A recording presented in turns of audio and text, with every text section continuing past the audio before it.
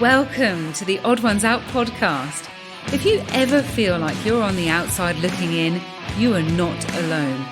Let's challenge our limiting beliefs and embrace who we truly are.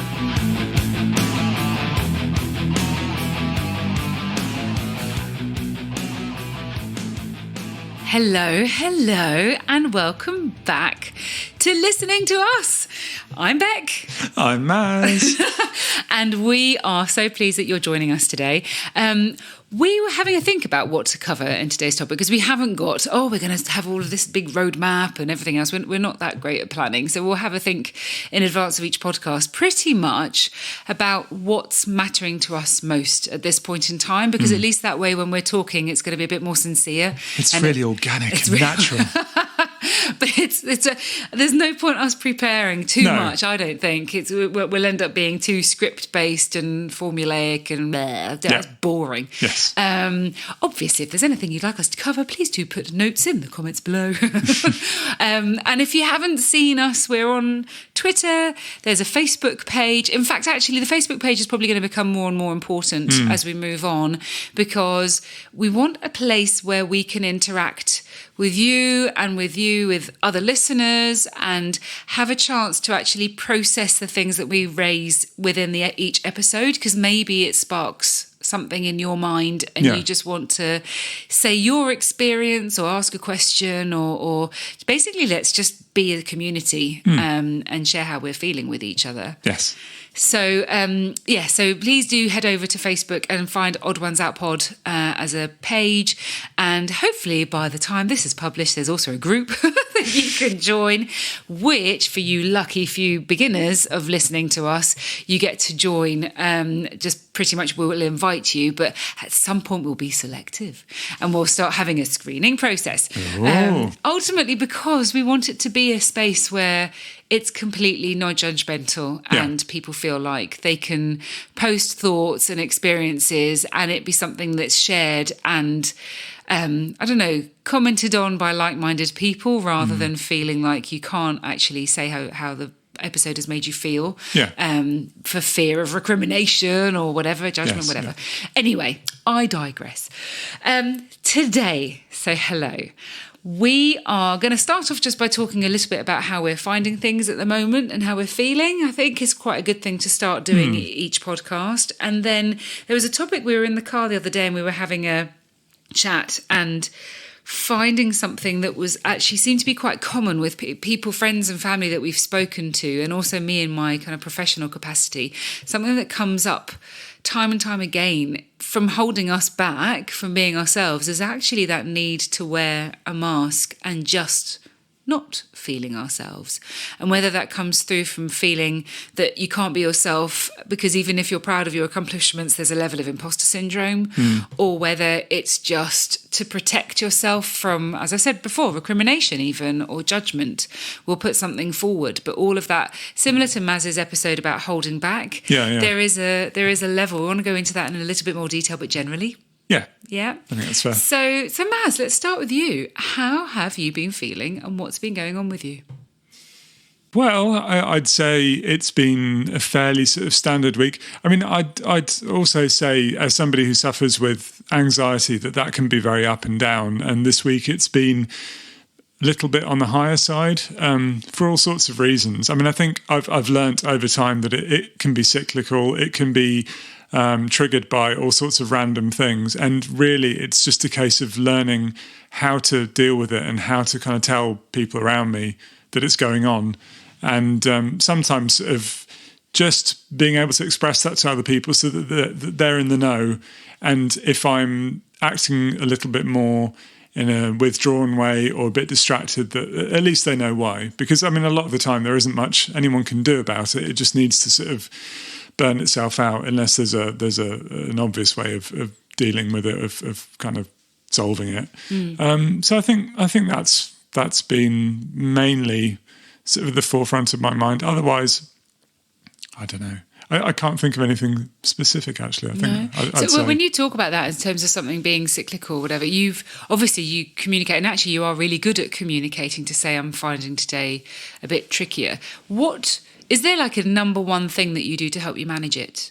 that helps you, as you say, to burn it out? I think it's it's much easier said than done, and I fail at this as well. But it's kind of bearing in mind that when you're suffering with a bout of anxiety, or it could be anything, could be depression, I guess, could be something else, that it isn't the be all and end all, and it doesn't have to encompass everything. That even if there's a very specific trigger, sometimes it's very easy to let that feeling of anxiety sort of envelop you, and you carry it around everywhere you go, and you sort of almost end up being so much in your own head you don't notice that the rest of the world isn't experiencing that with you. So I think for me, a lot of it is just reminding myself that it doesn't have to be that way 24/7 while I'm going through it, that there are other things I can do, and sometimes really stupidly trivial things, something I've mentioned in the past, listening to music. I listen to other podcasts, playing with the kids, whatever it might be. It's trying to kind of really inhabit that moment, to kind of remind your brain that it doesn't have to be stuck on that adrenaline rush of anxiety or whatever else it might be. So you managed to have a parallel nurturing voice in your head, which gives you that compassion. I have many parallel voices. That's one of the better ones. Yeah. But you actually managed that. I think so, yeah. But it's taken a long time to develop, and a lot of determination. I'm at the starting point. I find it far easier if I'm going to. I mean, even actually self-compassion, I only started building that up in the last few years. Yeah. I've always, coming back to the kind of not feeling good enough, I've always just managed to reprimand myself more than say it's okay and this is why, or even an element of there. I'll have the self-pity, but I don't see that as compassion. That's just more, I'm going to lump in some more negative things. But so, yeah, I've only had that self-compassionate voice for the last few years, but even then, it tends to be retrospective. So once I've got through that stress or that anger and it's burnt itself out because I'm tired or I've just managed to exercise that level of energy, only then, and I'm able to say, God, that was hard. Why was that hard? Oh, okay, that's what happened. And then I come kind of meekly forward like, sorry. But I think sorry, I was a bitch. No, but I think for you as well, and I'm sure it's really common to loads of people, that when you're going through something, and for you it isn't necessarily anxiety, you don't really have quite the same sort of problem with anxiety as I do, but whatever your equivalent might be, when you're in that frame of mind, everything sort of revolves around it. So when you're going through it, obviously that's the focus. When you come out of it, your aim is to recover from it. Yes. So it isn't just, I'm in a new phase, there are other things around me. It's still, that's the frame of reference. Yes. And I think that's the thing that I think you're finding easier to kind of pull away from, but it draws me in. Yeah. It draws me, especially if during that phase, my experiences and the environment around me, rather than trying to pull me out of it, I'll seek ways to validate how I'm feeling, or will interpret and assume things that validate how I'm feeling. So I have to extricate myself from that as well, not just the feeling of the stress or the kind of nervous energy or in a way anxiety, especially if it's around work. I work for myself. So there's an element, an undercurrent of work when you don't have anxiety, when you don't have that stability of the monthly paycheck from your boss, for example. But yeah, I'm working on that kind of parallel voice, and it's quite difficult because even to do with my eating, if I'm finding time a bit stressful, I will start overeating, for example, and I want to have a voice in my head saying, there, you don't need to turn to food. What else are your managing mechanisms? But when I'm right in the thick of it, that voice, even if it tries, I'm like, shut up. I'm doing my thing. I know this works. It doesn't. Yeah. but I know this works. I'm not going to listen. So huge kudos to you for putting in that effort for all these years to be able to have that parallel voice, because I think that's one of I really want to achieve that. I deserve that. And in fact, it actually makes me feel a bit tearful that I don't have that yet. And I know it's going to take effort, but I really want me to love me enough to have that compassion and to be that voice. But you do a good job. I'll just hand responsibility to you. You can just keep being. And the thing is, it is difficult because I'm not saying by any means that I go around thinking that, I love myself all the time and that I'm the bee's knees and all of that. But I think it's really maybe partly what gives me a sort of an advantage in a way is I have that quite meticulous kind of analytical mind. So when something goes wrong, it's quite natural for me to step back and go, okay, why did that go wrong? Why is it persisting? What's going on? And I think you do have elements of that, but I think you shy away from thinking that way because you feel I'm overcome with the emotion side. Yeah, and you still, I think you're still trying to process that and allow yourself to process it freely. So I think the potential is definitely there for you to be able to. That's true. Yeah, maybe I'm in the middle because previously it would have been the childhood thing of just I'm feeling this way the end, whereas now, or I've then got to roll my sleeves up and get through it, put up with it. Whatever, I'm not good enough. So it's an endurance. Test, exactly. Yeah. And now you're right. I'm in that phase of being able to say, I need to process that emotion. I don't like how I'm feeling. So how am I feeling? And actually, in a way, I suppose that is a bit of compassion, just to be able to say, this is how I'm feeling. Don't push past it. Try and sit with it as much as you can. Yeah. And then what you're saying is that, and I've lost my train of thought, that bit at the end is the analytical piece where you're able to say, okay, that's the emotion and I'm able to sit with it, but to be able at the same time to question why gives the chance to identify the cause and then work through that so that it doesn't prolong how you're feeling. And I think the key thing for me, which took a while, is when you're looking at it, and I mean, I don't really like using the word analysing, but it's whatever, sure. It works. But the key thing is not to analyse the emotions themselves, but analyse why they're coming up, or if the emotion is something particularly negative, what's triggering it, what's making it happen. I made the mistake, years and years ago of trying to analyse the emotions themselves and question them and trying to figure out what they were, looking at the things themselves, and then came to the realisation that just wasn't possible. I was an emotional person and an analytical person, and there was no point in trying to kind of mash the two together in that way. That it was better to kind of go, okay, I acknowledge I'm feeling this way. I don't particularly want to.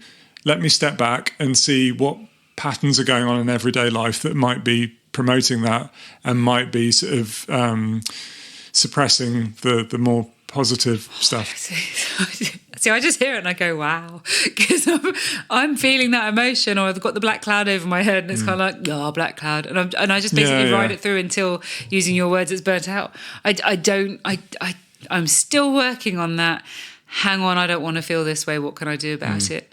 I will succumb to it and shut myself off, become more of an introvert, eat more, whatever's required. Bang some pots and pans around, whatever needs to be done for me to let go of that energy in a different way. But it's a process, isn't it? I mean, maybe that's what everyone goes through. It's a sort of an intermediate stage, and then eventually, I think, as long as underneath all of that, there's a level of being able to move forwards with your emotions and sort of understanding them better and appreciating that they're there for a reason. I think if that's underpinning all of that stuff, all of that, what the fuck's going on, where am I, as long as that's the common thread, then I think it's just a stage, isn't it? You just have to, and I've had similar stages. And I suppose you're further along the journey than me. And actually, as we're saying this, it's making me think, if you're listening and you're thinking any of this resonates, or that maybe there's a part of the journey you're more like me, or you're more like Maz, or you're on a different path altogether, I would be really interested to hear where you are in your journey to managing this things that come your way, and the challenges that you might have as obstacles, based on your root conviction or the driving behaviours. Put it into the Facebook page or group, whichever part we're at, because we'd love just to get that conversation going. Why not? Yeah. It'd be really nice, because as I talk, I just love hearing from other people and finding out how you and others manage it, because I just don't feel I'm there yet at all. Yeah, and I suppose before we move on to other things, I should probably ask you how your week's been. Pretty similar to you. So this is where I've had a good week because it's, at the time of recording, it is the school holidays. And I really love spending time with our children. Any school holiday is actually a gift to having more time with them. At the same time, I find the disruption of routine quite difficult, and it makes me more focused on work, and trying to fit that in starts making me feel uneasy rather than having set times to do work. I have in my mind a constant to-do list. I think because work in a way for many years has defined who I am, who has given me a self-worth. Yeah. I think going into the workplace, even as a teenager and babysitting for multiple families, that kind of transactional, I'm doing something that's appreciated and getting money back really helped my self-worth, and that's continued. And so if there is something that makes that feel slightly unstable, and that lack of routine during the school holidays, for example, makes it feel unstable, I start to struggle. And then you throw in these fantastically marvellous hormones, as per the episode last week that we released. It's a mix. It makes things a bit challenging. So I've found this last week difficult in as much as I just want to be an introvert. I find it makes it harder that I really want to spend time as a family, and I absolutely love it and I appreciate it. But I feel like the energy or the capacity for really making the most of it is shorter, like as if I haven't had a chance to regroup or top up my energy or whatever. I think I'm so in the back of my mind feeling concerned about work or having too many to-dos or being shaken by not having as much of a routine that therefore it somehow impacts. It maximizes my introvert tendencies, and it impacts the amount of time and focus that I can have on the good things. And that's not great. I mean, I'm not depressive, or depressed, whatever the term would be, but little things can shake me quite easily when I feel the way I feel at the moment. Yeah, I think for some time, I mean, actually, ever since I've known you, you've been, understandably, when things are stressful or there's that change in routine, you get very focused on where's my out, where's my kind of time to myself, whatever it might be. I think maybe in recent, it could just be recent months, but recent years as well, you've been looking a bit more at how you spend that time or what you do with it. So I think in the past, a lot of it was just about escapism, switching off. Watch a movie, read a book. But obviously that does something. It slows your brain down, but it doesn't necessarily. I assume it means that when you go back to your normal routine, that the same issues are still there. They've just been parked for a bit. So I think it's one of the things you're trying to find at the moment is a sort of a balance where when you do feel that sort of introvert tendency, and when you do have time to yourself, trying to figure out how best to spend it, where you feel relaxed, you've recuperated, but it isn't so passive. It's a bit more kind of active relaxation, if that makes sense. No, it's true. And in fact, one of my very good friends from university was kind to say that she'd been listening to the podcast, and one of the things that she does when she suffers from anxiety is just to sit with her bare feet in the grass, just as a level of grounding. And I think it's something simple like that could probably be enough for me when I'm having that introvert tendency. Another thing I'm really bad at is hearing good things that I think would work and then not bloody doing them. I must have heard that weeks ago. Have I done anything with it? No.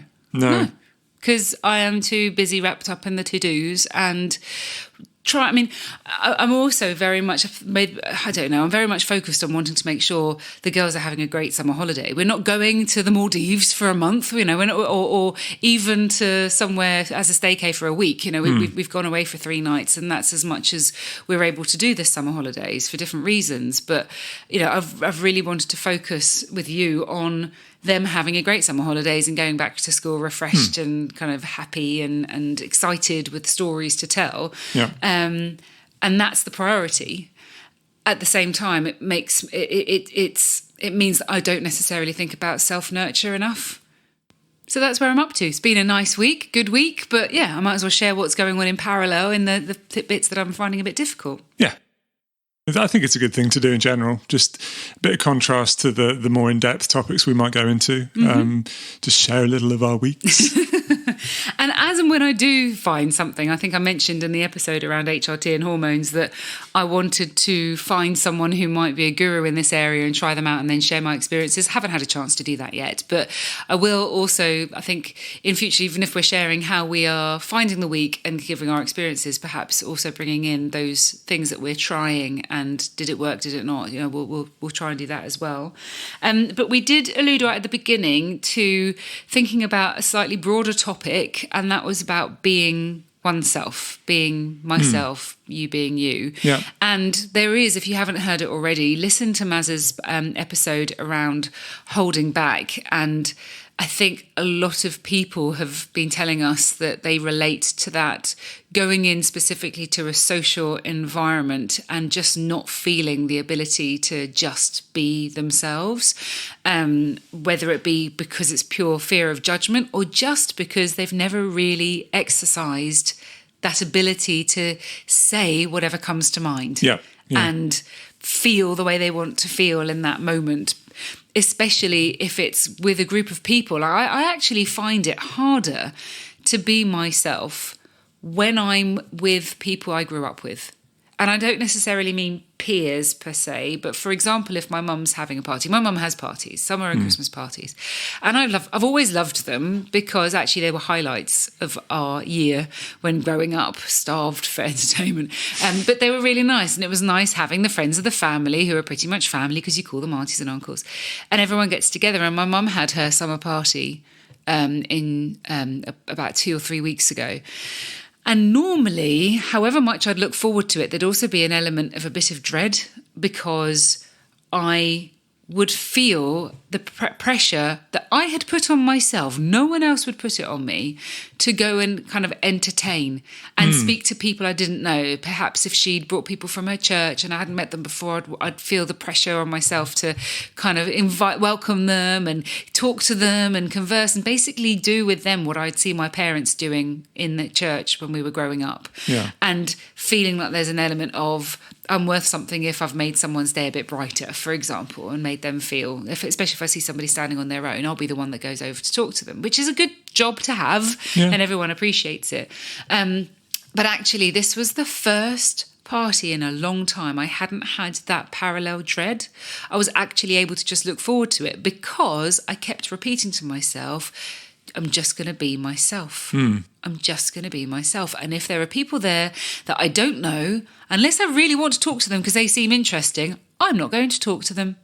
What was the main difference that you sort of saw in yourself? I mean, yes, I assume from what you were saying that kind of need to entertain diminished a bit. But did you notice anything in particular that was at the party itself? Yeah, that was different. I felt more comfortable, and I felt that others around me, probably because I was projecting, felt more comfortable. Now, that kind of means to say that maybe I caused some level of kind of anxiety or I can't think of the word, but basically people not necessarily being themselves. But I think it was just the way I felt. I was able to pick up on other people feeling the same, and they probably felt the same as they did every other party. But because I felt more relaxed and more comfortable, more open, the whole environment felt the same. Yeah. And I managed to spend time talking to people that I don't, even two of my godmothers, and I'd never have spoken to them as much because I'd be spending more time on the people who I didn't know than I would on the people that I really care about because of the role that I would have before. Or if I were feeling particularly introvert, then I'd be spending more time kind of looking after our children as an excuse than necessarily talking to people. So I actually found, because I kept doing this, I'm just going to be myself. And then at the party, I kept thinking, like, who do I want to talk to? What would I like to say? Yeah. Is there a conversation I'd like to have? was quite task driven in that, if that makes a sense, without it being too kind of full on in my brain, because actually after about 45 minutes to an hour, I started doing it naturally, but it made the whole experience so much nicer. I think I enjoyed that party more than I had enjoyed one for years. And it wasn't even a summer party because it bloody rained the whole time and we were stuck indoors. It wasn't a typical let's enjoy the sun and play some outdoor games or anything else. But the people, Mum's house isn't huge, but it's got enough rooms downstairs that you can kind of mingle with the conservatory. There were probably about 45 people, maybe 50 people there. And yeah, I just didn't feel closed into a corner. But we were talking the other day about people being themselves. And obviously we've talked about holding back for you, but have you had any other thoughts around that since we talked it through in the episode, or anything else that's kind of come to mind on how people might hold themselves back or just not being themselves? Obviously, I had my mum's party as an example, and I've got another one in my head from my professional capacity, but I don't want to do too much talking at one go. So just handing over to you in a way, really, with what your thoughts are generally about why we hold ourselves back and what we can do to help manage that as somebody who does it more than the average. I think the real difficulty is that everybody, to some extent, when you pass through childhood, adolescence, get to sort of adulthood, you end up playing certain roles. Because I mean, when you were talking about that in some ways you find it particularly difficult around people you grew up with, I kind of feel the same. If I although, my family don't necessarily have the same summer parties, I don't think they tend to get together as much as your family do, maybe, or not as kind of regularly. When they do, I, in a similar way, find myself reverting back to a certain type or a certain role without really meaning to. And for me, it's kind of a bit difficult to explain because mine definitely isn't to entertain people. It's just never been in my sort of remit. But I think I tend to more feel that I have to, as I probably said in the Holding Back episode, tend to sort of stand on the periphery a bit. And I have this pressure to know, if people ask me questions, I should know the answers. I need to be knowledgeable. I need to be, and not just as a sort of a fact spewing machine, but that's my vulnerability. I grew up where that was particularly valued, knowing things and having the right answers and being logical. So I think it kind of makes sense that round some of those people, I still feel the same way, and I almost revert back to being a child. Yeah, I revert to being an entertainer, needing to feel special. Yeah. And yeah, it is really difficult to sort of change that, particularly in the moment. So you did really well a few weeks ago at the party. I still need to work on that. And I think for me it is harder because, as I say, I don't have as many opportunities maybe to work on that because my family's that much bigger, but they don't necessarily gather as frequently. I think the main battle for everybody, and certainly for me, is this question of authenticity and how to be authentically yourself and carry that through to all the different roles you have in life. You're not going to be entirely yourself all the time. And I think sometimes you'll see things about that linked to that on the internet, or, self-help gurus will talk about being yourself and, you really should be yourself. I think sometimes that puts a lot of pressure on people. Also, some people, it makes me think of a really close friend of mine. I've fallen out of touch with them since they've moved to France, unfortunately. In the last kind of 7 years, I haven't really spoken to her. But I remember her admitting years ago that she didn't know herself, that she'd gone, particularly for her, it was going from relationship to relationship from the age of about 14, 15 onwards. And so she'd always been defined by the person she was with. And had got to her at the time, kind of late 20s, early 30s, and was a bit like, who the hell am I? I don't know who I am. So her hearing, just be yourself, be authentic. She's like, well, I don't know who I am. And so I think she'd crafted herself a mask that she was able to wear to have the confidence to go into social engagements, for example, but spent a lot of the time when on her own being kind of like, I have no idea who I am, and that makes me feel really anxious. And not having had that I don't know, that chance to explore her own identity was difficult. So, and I sometimes hear these gurus who will say, just do this. Yeah. And I'm like, how? Yeah. What does that actually mean? Give me a tangible process. And in fact, my thing with the party, just saying, what do I feel like? Who do I want to speak to? Are things that you have given to me. I like having something that's a specific thing to do to help me do it. As you say, you're quite sort of task-driven. I'm quite task-driven. Having sort of little mental post-it notes and things you can really refer back helps. to. If I hadn't had that, I want to be myself. If I just said to myself, I want to be me, I'm going to go into this party being me. If I hadn't helped myself work out how... Doesn't mean anything. How? Yeah. Exactly. Yeah, couldn't agree more. Yeah, but this is the thing. I think the other part of it is that, you know, when you think about identity, and it can take sort of all sorts of forms.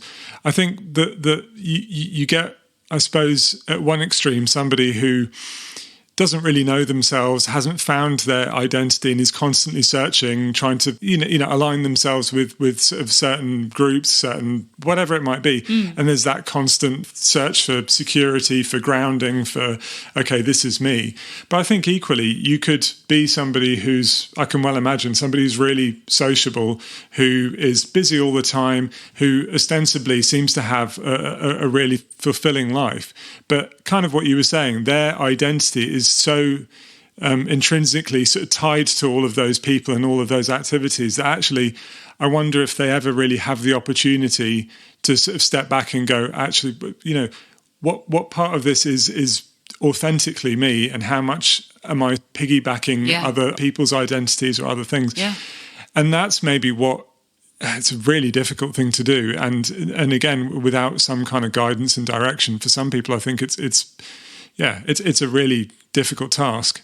But I think underneath it all, it's really trying to figure out what your core beliefs are, what your morals are, what your standpoints in life are. What do I believe in? What do you believe? And kind of almost reinforcing that in your mind and getting used to hearing your own voice, albeit sort of internally.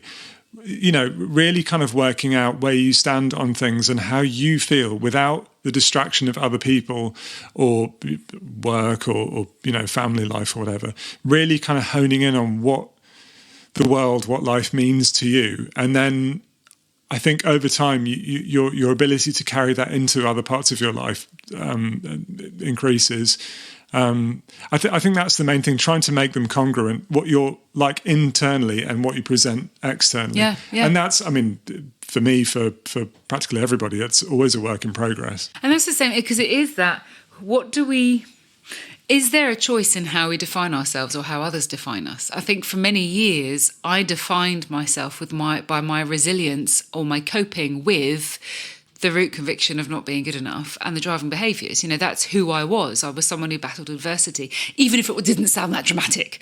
There was an element of, if somebody said, you know, who are you? You know, to describe yourself to me. You can do the kind of platitudes of, oh, you know, I'm caring and I'm you know, I like to think that I'm make my friends laugh.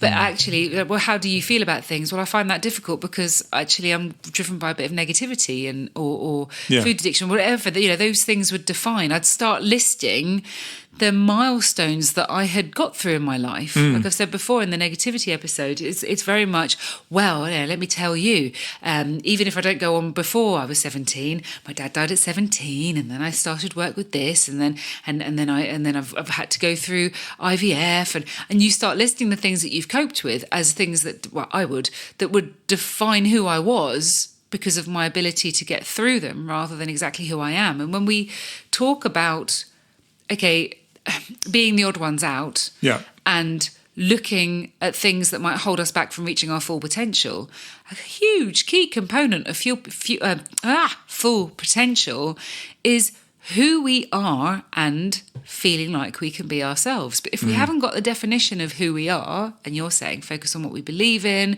think about how we're actually feeling, you know, and really interrogate, have that voice in our minds saying, okay, what what do I want? What do I feel? What do I want to do? Whatever it is, having that and giving ourselves the capacity to think it and then carry that through is a huge contributing factor to reaching a full potential. There's no point in it just being all about there is some negative shit that I'm having to deal with. Yeah. Either I'm seeing a therapist to cope with things that were difficult in the past, and once that's done, I'll be okay. Actually, you won't be if you then don't know who you are and how to build on that.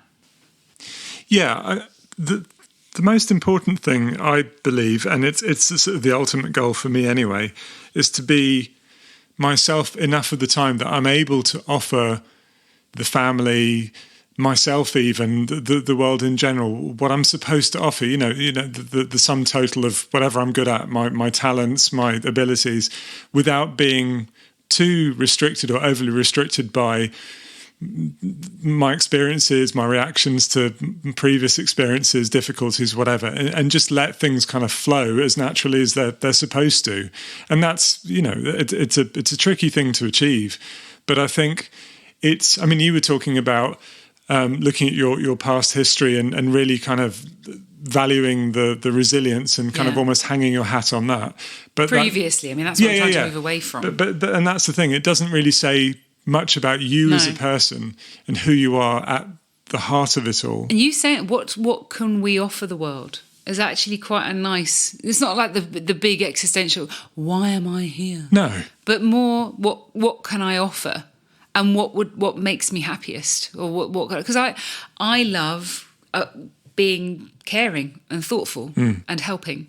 I get more out of doing those types of things than I do anything else. And yet I've heard you in the past, which I think is probably quite a common thing, that you, even as you say it, you didn't do it just now, but even as you say it, you kind of recoil a little bit. Like because it sounds weak. But isn't that a shame? Maybe it's because it's me. Maybe, I don't know. Okay. I'm just thinking, I'm thinking out loud now. Yeah. Maybe it's not necessarily because that's what society will think or what I sincerely think. Maybe because those are attributes that resonate to my core, and because I'm not good enough at the same time, they're not good enough as attributes. Yeah. But if I were to be, here lies Beck, she was caring, helpful, thoughtful, she gave a shit, I'd be like, actually, do you know what? Yeah, that's nice. I might reword that a bit on your kind of gravestone. First? Oh, yeah? No. Yeah, I've got it all planned. I don't think so.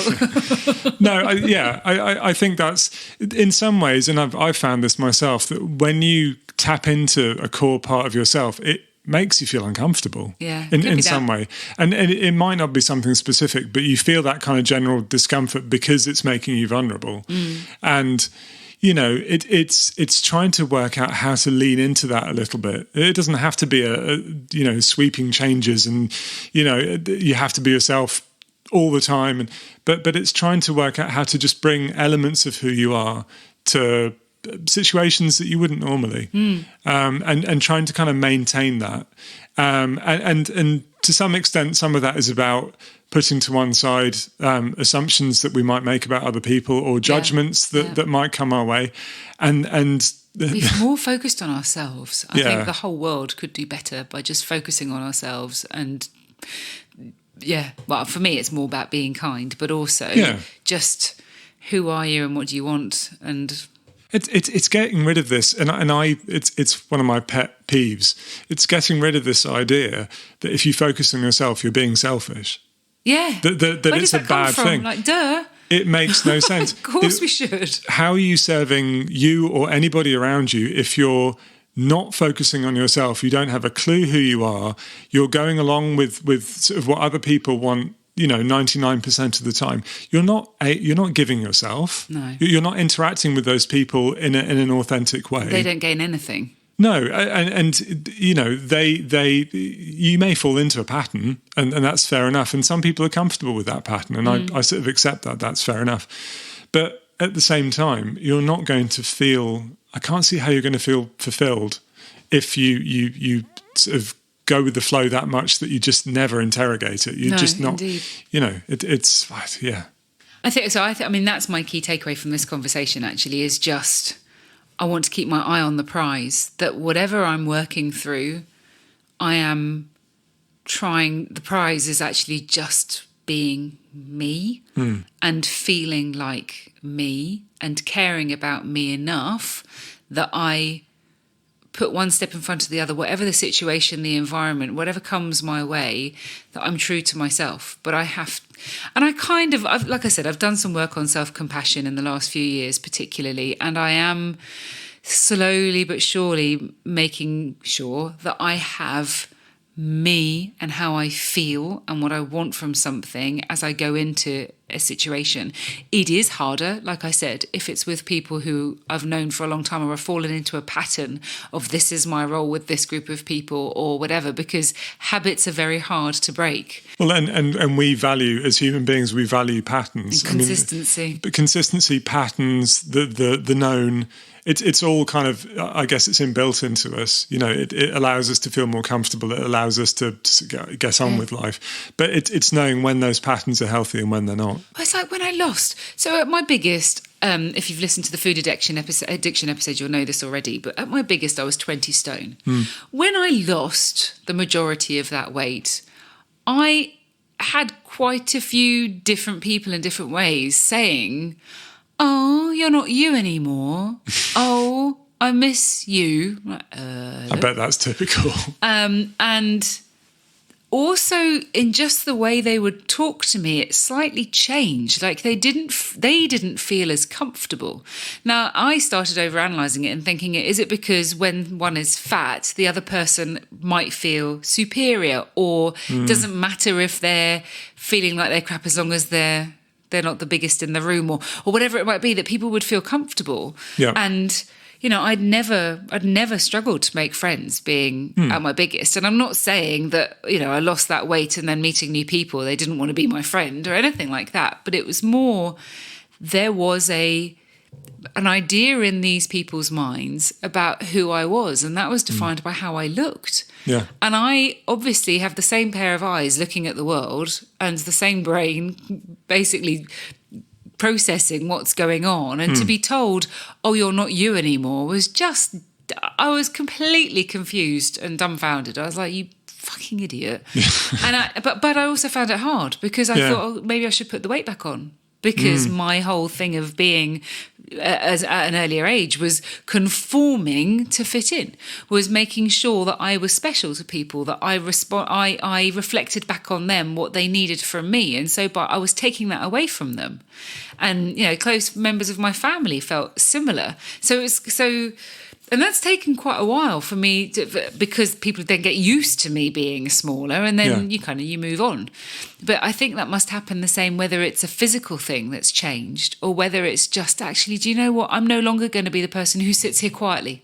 I'm going to start saying my opinion. Yeah. Or the other way around, where the person who's always felt that they needed to be the entertainer actually just wants to sit and be an audience member once in a while. And everyone's like, "What's wrong with you? Why are you so quiet?" "Oh, actually, no, I just don't feel like it today." Yeah. And to have that, to embrace that is a good thing. Because why not? Surely each of us deserves that.